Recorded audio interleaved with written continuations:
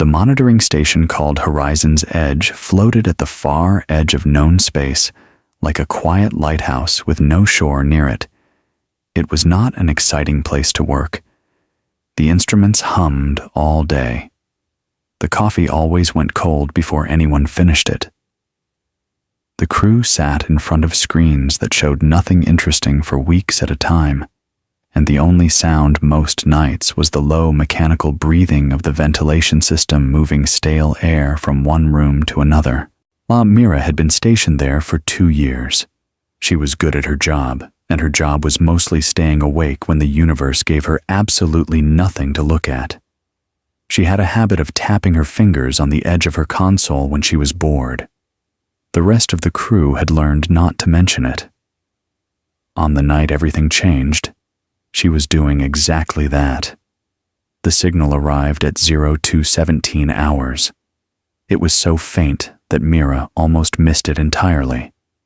She had turned away to refill her coffee mug, and when she looked back at her console, the small orange indicator light in the corner of the screen was blinking slowly. Orange meant unusual. Orange meant something was there that was not there before. She set her mug down without filling it and leaned forward. The signal was coming from deep in a sector that Earth's navigation charts labeled as Valence Space, a region of the galaxy roughly 300 light-years from the nearest human outpost. That alone was enough to make Mira sit up straighter. But what made her fingers stop tapping was the frequency. The signal was broadcasting on frequency 774, the Universal Distress Channel, a frequency that Earth itself had proposed to the Galactic Compact 18 years ago. The idea behind it had been simple and good. Every Compact member agreed to monitor this frequency every hour of every day without exception. If you were in trouble, you used this channel. Everyone would hear it. No one would pretend they did not. Mira recorded the signal, flagged it with a priority marker, and called for Nari. Nari was the station's xenolinguistics specialist. She had a quiet and precise way of speaking that made everything she said sound like it had been thought about carefully before it left her mouth.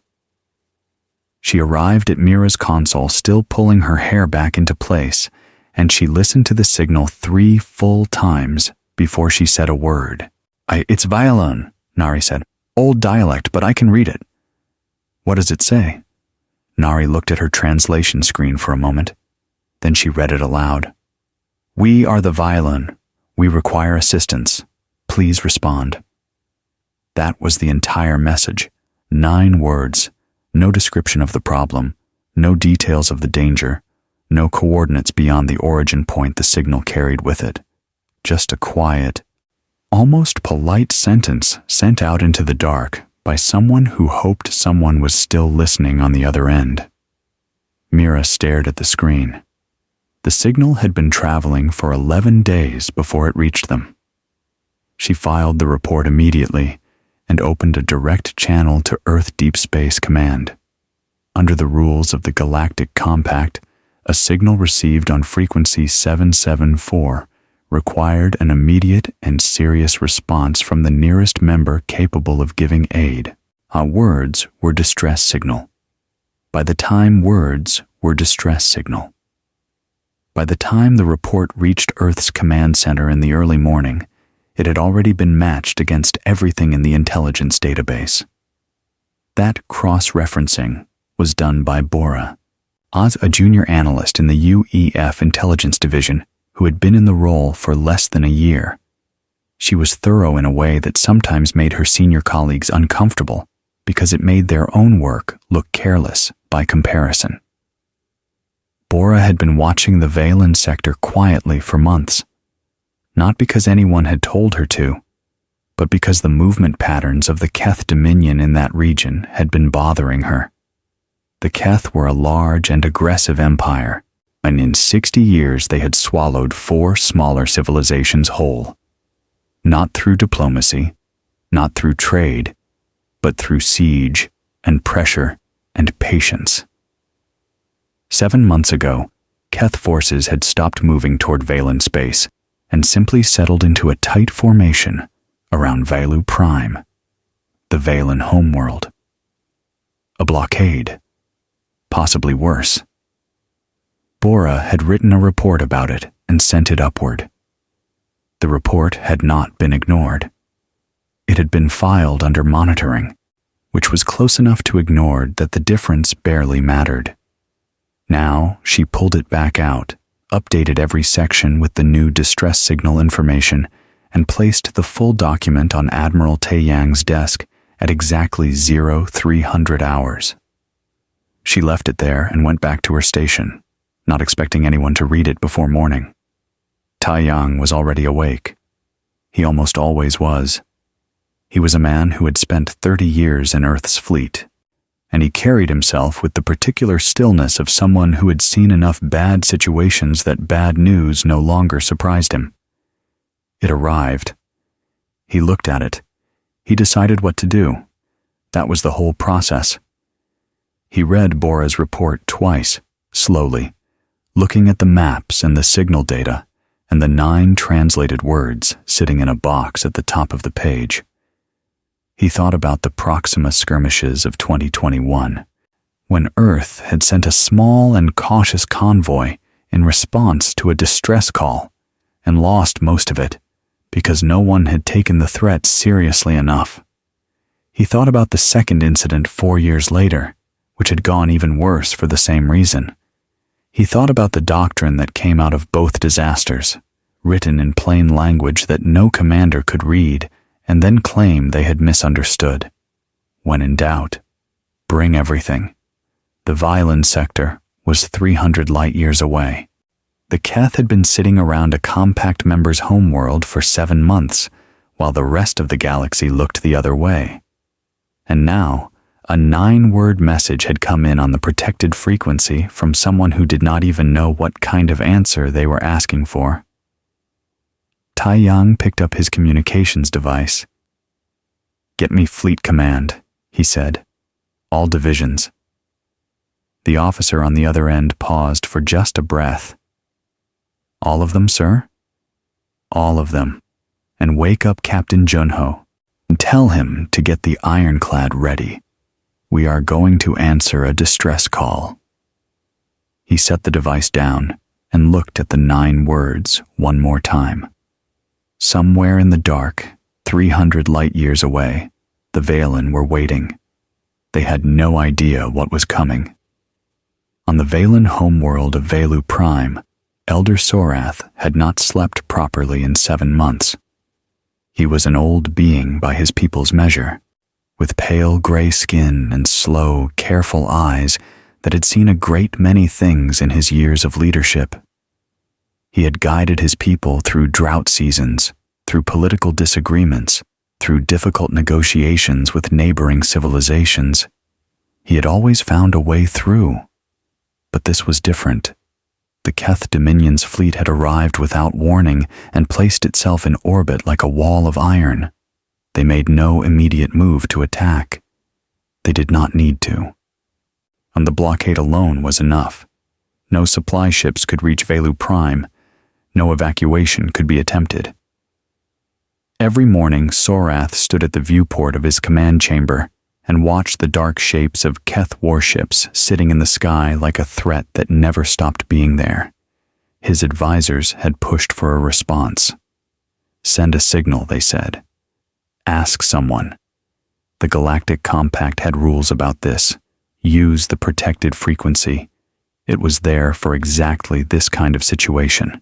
And Sorath had agreed. It felt like a small and humble thing, reaching out into the dark and asking quietly. He expected, at best, a mediator, perhaps a single diplomatic vessel, perhaps a message of sympathy and a promise to raise the issue in the next compact session, which would happen in roughly 4 months. He did not think much about the species called humans. His advisors had pulled up what little information the Valen database contained about them. A young civilization, and barely 100 years out of their own solar system, Energetic, apparently, prone to solving problems in loud ways. The database entry was short and not especially impressive. Sorath had sent the signal anyway. Then he waited. On Earth, no one was waiting. The moment Taeyang gave the order, the machine began to move. Earth's fleet did not assemble slowly or uncertainly. It assembled the way a prepared thing assembles, with purpose and with speed, and with the kind of quiet confidence that only came from having done this before and knowing exactly what every step looked like. Captain Junho received the wake call at 03:18 hours. He did not complain about the hour. He dressed, drank half a glass of water, and walked to the dock where the UEF flagship Dreadnought Ironclad was berthed in its massive bay, surrounded by maintenance crews who were already pulling access panels and running final checks. The ship was enormous. From the outside, it looked less like a vessel and more like a city that had decided it wanted to go somewhere. Junho walked the ship from bow to stern the way he always did before a deployment. It was a habit he had kept since his first command, years ago on a ship a fraction of this size. He checked in with each section personally, not because he distrusted his crew, because they needed to see him walk through calmly and know that their captain was not anxious, and that steadiness passed from him to them the way warmth passed from a fire. He found Heron deep in the engine section, lying on her back under a secondary drive, coupling with a tool in each hand and grease already on her forearms. She was the ironclad's chief engineer, and she treated the ship's engines with the same focused intensity that some people reserved for things they loved. "Drives?" Junho asked. "Hot and happy," Heron said without looking up. "I already pushed the output threshold up 8%. She'll hold it." Weapons? Green across the board. All batteries loaded, all targeting systems calibrated. The gunners ran a simulation at 0200 and hit 97% accuracy. She paused. "I told them 97 was embarrassing and to run it again." Junho almost smiled. "Good. We jump in 4 hours." He made his way back to the bridge and stood at the viewport. What he saw outside was not the quiet dock he had left the night before. Earth's orbital space had transformed. Ships were arriving from every direction, from the lunar stations, from the deep orbital platforms, from the construction yards beyond Mars. Destroyer groups fell into formation alongside carrier fleets. Logistics ships moved into their positions at the rear. Medical frigates took their places in the protected interior lanes, already preparing their receiving bays. The count on Junho's secondary screen ticked upward steadily. 800, 1,000, 1,200. It passed 1,400 and kept going before the final formation lock was confirmed. 1,426 vessels, all of them human, all of them ready. Dale's face appeared on the communications panel. He commanded Earth's Third Armada from his own bridge several kilometers away, a broad-shouldered man with a calm that matched Junho's own, and they had served together twice before. They did not need many words between them. "All 3 Armada groups are formed and locked," Dale said. "Slipstream coordinates loaded. Waiting on your mark, Captain." "Acknowledged," Junho said. He looked out at the fleet one more time. From where he stood, it was impossible to see all of it. It stretched too far in every direction, filling the viewport with the dull metallic shapes of humanity's full answer to a 9-word message. And most of the crews on those ships did not know exactly what they were flying toward. They knew the basics: distress signal, Valen sector, Keth blockade. They knew their jobs. That was enough. Junho thought briefly about Elder Sorath. Whoever that was, some leader of some civilization 300 light years away who had sent a quiet message into the dark, asking for a little help, and had now been waiting for 14 cycles to hear back. The wait was over. "All fleet," Junho said into the open channel. "This is Captain Junho of the Ironclad. We are responding to a lawful distress signal. Our job is simple. We go, we help, we come home. Prepare for slipstream jump." 1,400 ships aligned. The drives sang. The stars ahead of the fleet began to stretch and blur at the edges, bending toward that long, bright tunnel that slipstream travel made in the fabric of space. Then, they were gone. The orbital space above Earth went quiet and empty, in a way it had not been in years. The dock crews stood at their stations and watched the last light of the jump fade, and no one said anything for a little while. Somewhere far away, a 1,400 ship answer was on its way to a 9-word question. Warlord Groon was eating his morning meal when the first alert came in. He was not a being who startled easily. He had commanded Keth forces for 22 years, and in that time he had learned that most alerts were small things. A patrol reporting an anomaly that turned out to be debris, a sensor glitch, a nervous officer overreacting to something in the dark. He had built his reputation on not flinching, and he was not about to break that habit over a breakfast interruption. He set his utensil down slowly and looked at the officer who had entered his command chamber. "Report," he said. The officer was young, and young Keth officers were trained to show nothing on their faces in front of a warlord. But this one was pale in a way that had nothing to do with training, and his voice was careful in the way that voices became careful when the person speaking them was genuinely frightened. "Sir," the officer said, "slipstream readings, multiple signatures. They are—" He stopped, started again. "Sir, the count is not stabilizing." Groon pushed back from his table. The command bridge of his flagship was large and well lit, and every screen on every station showed the same thing: slipstream exit signatures appearing in the space beyond the Valen blockade line like sparks from a fire, one after another, far too fast and far too many to be any normal fleet movement. The sensor teams were calling out numbers, and those numbers kept climbing, and none of them made sense. 20, 60, 150, 300. Groon stood very still. The exits continued, the signatures stacked on top of each other in the display, a mass of new contacts arriving from slipstream in a formation so tight and so perfectly timed that Groon's tactical officer turned from her screen with an expression he had never seen on her face before. She was one of the best tactical analysts in the Keth Dominion. She had studied fleet movement for 30 years. "Warlord," she said quietly, "they dropped out of slipstream in formation. All of them, simultaneously." Groon said nothing. She continued, because the information required saying even if it was uncomfortable. 1,400 vessels, approximately.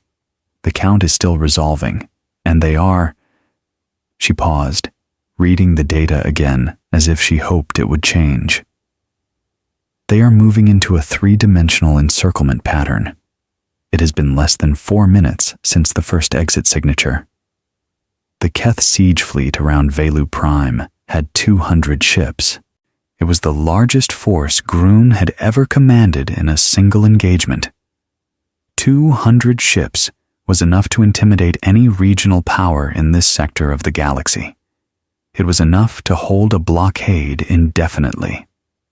It was, by every reasonable standard, a large and serious fleet. It was also, at this particular moment, outnumbered 7-1. Nobody on the Keth bridge spoke. The screens showed the new fleet finishing its formation. A vast encircling shape, that placed human vessels on every approach vector, at every distance, in every direction.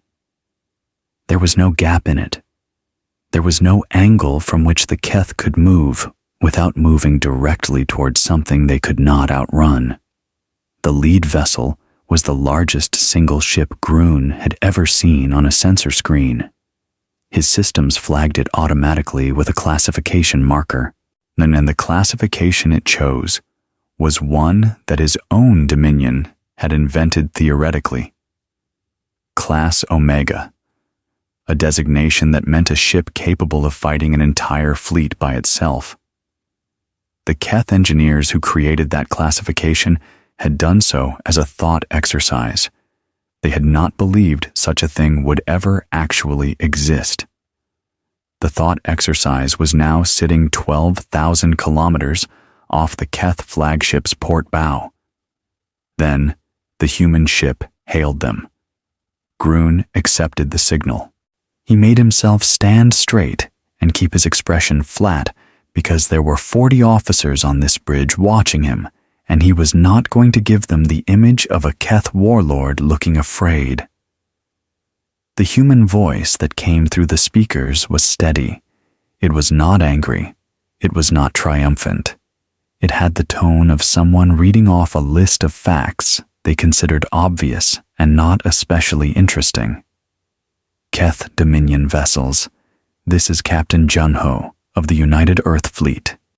We are here in response to a lawful distress signal from the Valen Collective. You are in violation of Galactic Compact Article 7, Clause 4, unlawful siege of a compact member. You have 2 hours to break formation and withdraw. This is the only communication you will receive before we take action. The channel closed. No threats, no anger, no demand for surrender or negotiation. Just a calm statement of facts and a deadline, undelivered as if the outcome were already decided, and the 2 hours were simply a courtesy being extended out of habit. Groon stood on his bridge surrounded by silence for a long moment. Then he turned to look at the sensor display one more time, at the full shape of the human formation wrapped around his fleet like a hand around a small stone. He did not say what he was thinking. On Vailu Prime, Elder Sorath was in his command chamber when the alert from his orbital tracking team reached him. He had been awake for hours, as he was most mornings now. He walked to the sensor display and looked at what his team was showing him, and for a long time he did not speak. His senior aide stood beside him. The aide was a young Valen named Doru, who was normally very good at keeping her composure. Right now, she was staring at the display with her mouth slightly open. "Elder," Doru said, "we sent a signal asking for help." "Yes," Sorath said. "And they sent—" She gestured at the screen and at the 1,400 bright points of contact surrounding the Keth fleet. "Yes," Sorath said again. "I counted the signatures," Doru said carefully. "I counted them 3 times. I know." She was quiet for another moment. Then, very softly, "Elder, we asked for a little help, not this." Sorath looked at the display for a long time. At the Keth ships, which had not moved. At the human formation, which was perfectly still and perfectly patient. At the single massive contact at the center of it all, sitting there the way a mountain sat, without effort, without threat, simply by existing and being exactly what it was. "Apparently," Sorath said, "for humans, there is no difference." The 2 hours passed. Groon did not move his fleet. He had spent those 2 hours doing calculations, reading his tactical screens, listening to his officers present their assessments one after another in the careful voices people use when they are trying to say something difficult without saying it directly. The assessments all arrived at the same place. The human fleet was larger. The human ships were heavier. The human formation had no weak point. A direct engagement would be a loss. A retreat would require passing through a formation that had every exit covered. His officers did not recommend engaging. None of them said it in those exact words, but the meaning was clear. Groon listened to all of it. Then he sat quietly for a while.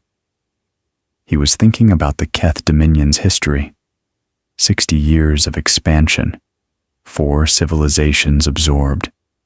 A reputation built on the simple principle that the Keth never stopped and never backed down, and that everyone in this region of the galaxy knew it. That reputation was not just pride. It was a tool. It was the reason smaller civilizations surrendered before a single shot was fired.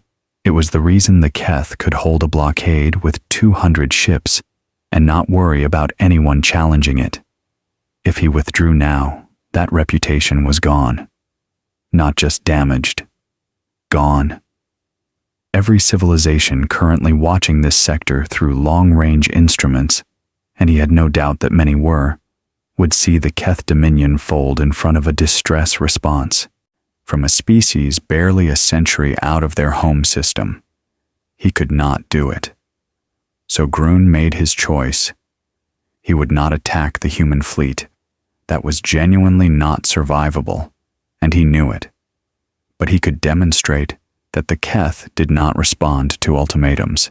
He could show the galaxy that pressure from the outside did not move them. He targeted the Valen orbital station, a large but lightly defended structure in low orbit above Velu Prime, and he ordered his forward batteries to fire. It was not a military strike. It was a statement, a way of saying, we are still here, and we are still doing what we came here to do, and your deadline means nothing to us. The shots hit the orbital station. 3 direct impacts. Significant structural damage. No casualties, because the Valen had evacuated it 6 months into the blockade. On the Ironclad's bridge, Junho watched the strike register on his damage display. He watched the data come in. Station hit. Partial structure collapse. It's no life signs lost. He was quiet for a moment. The entire bridge was quiet with him. Then he turned to face his crew. They chose this, he said. He opened the fleet channel. What followed was not a battle in any sense that the word usually implied. Battles had a back and forth. They had momentum that shifted. They had moments of uncertainty where the outcome hung in the balance. What happened in the space above Velu Prime had none of those things. Anjunio's orders had been specific before the jump. Disable. Do not destroy. He had repeated it 3 times in the pre-mission briefing and written it into the standing orders of every ship in the fleet. The reason was not softness. The reason was principle. The Keith crews had not chosen to be here any more than soldiers ever chose the orders that brought them to a place. Warlords gave orders. Crews followed them, and the crews would not die for a warlord's pride if Junho had anything to say about it. Dale's Third Armada split into 3 wings the moment Junho gave the word. The separation was clean and fast, practiced in simulations so many times that it happened without hesitation, each wing peeling off toward a different angle of the Keth formation before Groon's communications officers had even finished relaying the order to respond. The Keth tried to reorient. They could not do it fast enough. Dale's wings hit the flanks from 3 directions at once, targeting engines first, then weapon systems, working through the Keth fleet the way a skilled hand worked through a problem, methodically, without wasted motion. The Ironclad moved through the center. Heron had pushed the drives beyond standard threshold before the jump, and now the ship moved at a speed that Keth sensors had calculated as impossible for something of its mass. Calculations were sometimes wrong. The Ironclad crossed the distance between the fleet lines in under 90 seconds and went directly through the middle of Groon's formation, its weapons firing in controlled and precise bursts. Engine housings, weapons batteries, navigation arrays. Nothing that would kill. Everything that would stop. The human ships that followed in its wake did the same, moving through the gaps the ironclad opened, extending the disable pattern outward until it covered every Keth vessel in the formation. Then alongside the combat ships, something else was happening. Earth's damage control drones launched mid-battle, small automated units that shot out from the human vessels and attached to Keth hulls wherever the disable strikes had caused hull breaches. They sealed the breaches from the outside. Keth crew members who had felt the air beginning to go thin in their sections found it stabilizing without understanding why. Some of them looked out their viewports and saw small Earth machines working on the outside of their own ship's hull, fixing damage that Earth's weapons had caused, keeping them alive. None of them had words for that. 11 minutes after the first shot was fired, it was over. 200 Keth vessels were dead in space.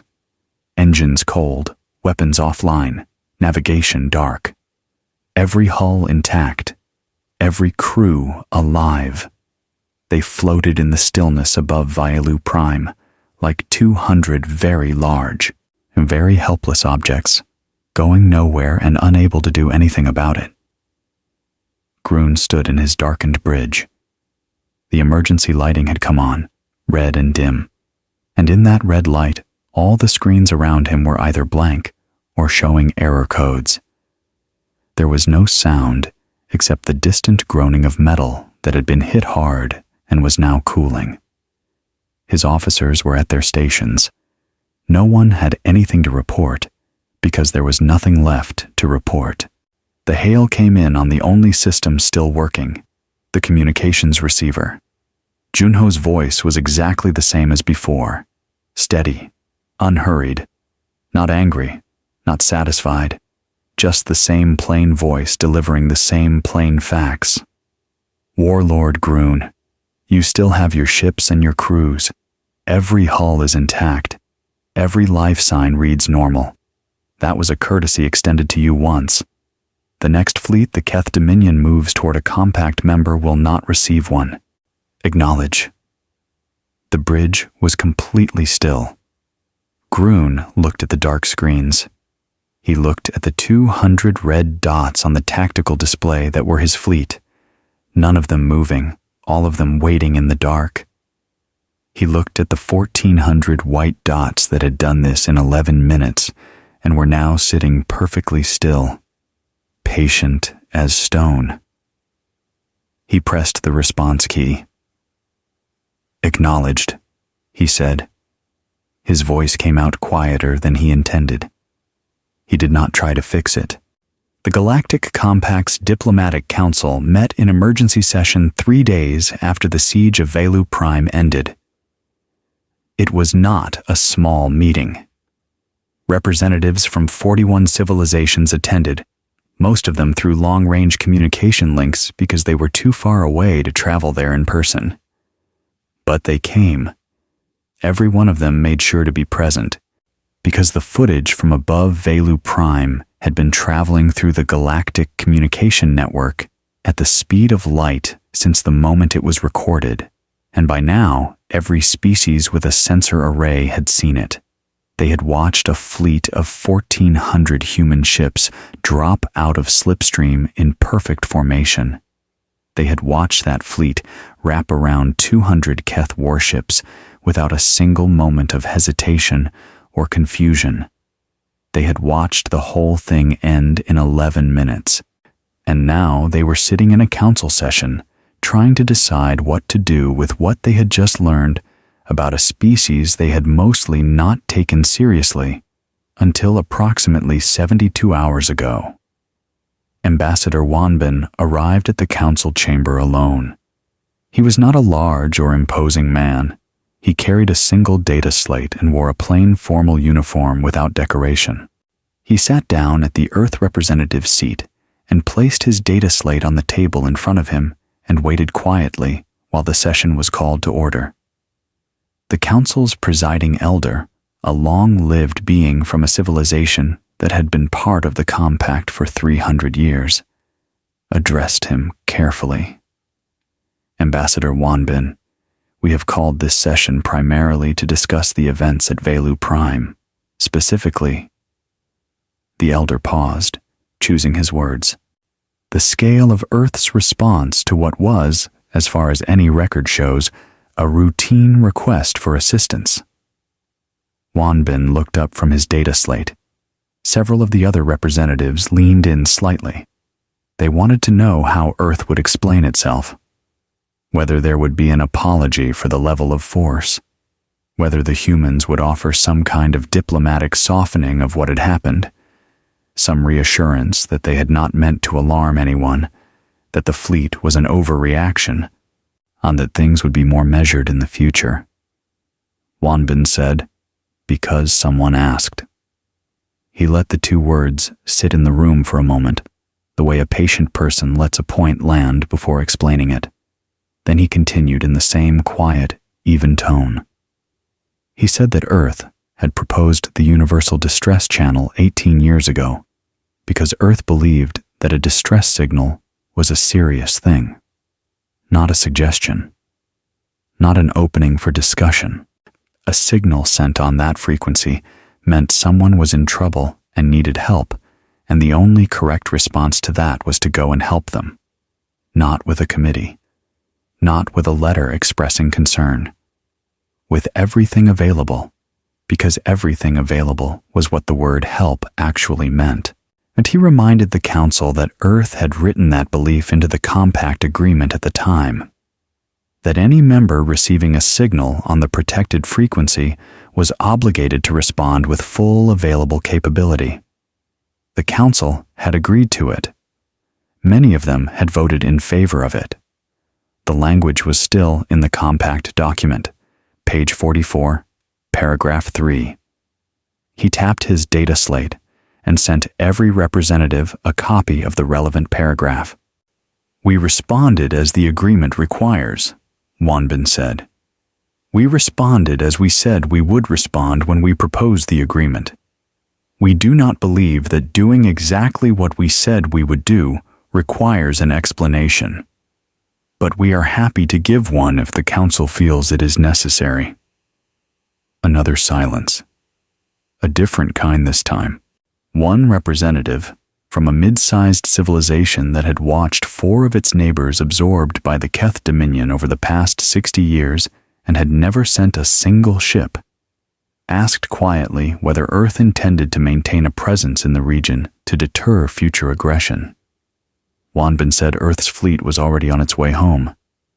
If someone sent a distress signal, Earth would come back. That was the only presence Earth intended to maintain. The session ended shortly after, not because everything had been resolved, but because most of the representatives no longer had questions. They had answers they needed time to sit with.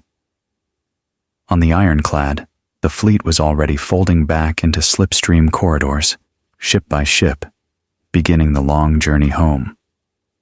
Junho and Heron were sitting in the ship's mess hall eating cold ration packs because the kitchen crew was still running post-engagement diagnostics and had not had time to prepare a real meal. Heron ate in silence for a while, looking at the mess hall, which was mostly empty. Most of the crew was still at their stations completing the long list of post-mission checks that a fleet this size generated. Heron ate in silence for a while, looking at her food. Then she looked up. Do you think Sorath expected any of this? She asked. Junho thought about it. He expected some kind of response, he said. He used the distress frequency. He knew what that meant. He expected maybe 1 ship, Heron said. Maybe 2. Probably. She was quiet again. Outside the viewport, the stars were doing the slow, stretching blur that meant the ship was building toward slipstream speed. The light changed color at the edges, going from white to pale gold. We brought 1,400 ships, Heron said. Junho said. For 9 words. 9 words on the distress channel, Junho said. He took a bite. Good thing, too. 200 Keth ships sitting on top of someone's home is not a small problem. Heron thought about this. Then she nodded slowly, the way she did when she had worked out the logic and decided it was sound. "Next time," she said, "someone's going to send that signal just to see if we actually show up." "Let them," Junho said simply. Far away on Vailu Prime, Elder Sorath stood at the viewport in his private chamber for a long time after the last human ship had gone. The sky above the planet was open and quiet in a way it had not been in 7 months. No dark shapes, no waiting shadows, just stars and the distant light of Vailu Prime's moon rising clean above the horizon. His aide Doru came to stand beside him after a while. "The historians are asking," Doru said. "They want to know how to record this, how to describe the humans in the official record." Sorath was quiet for a long time. He watched the moon rise, and he thought about 9 words sent into the dark and what had come back. "Write this," he said at last in a slow and careful voice. "If you are ever in true trouble and you need real help, call the humans. Mean it when you ask. Use the right frequency. Then wait." Doru was writing. "And then?" she asked. "And then," Sorath said, "be ready for what help looks like to them." He turned away from the viewport. There was a great deal of work to be done. The orbital station needed repair. The blockade had disrupted supply lines that would take months to restore. His people had questions that required answers and problems that required his attention. But the sky was clear. The siege was over. On the other side of the galaxy, in the communication queue of Earth's Deep Space Monitoring Station, 16 new orange indicator lights were blinking. Mira was already at her console, coffee forgotten, sending the first one up the chain. And somewhere, an admiral was reading a report and reaching for his communications device. It never stopped. It was never supposed to. That was the point.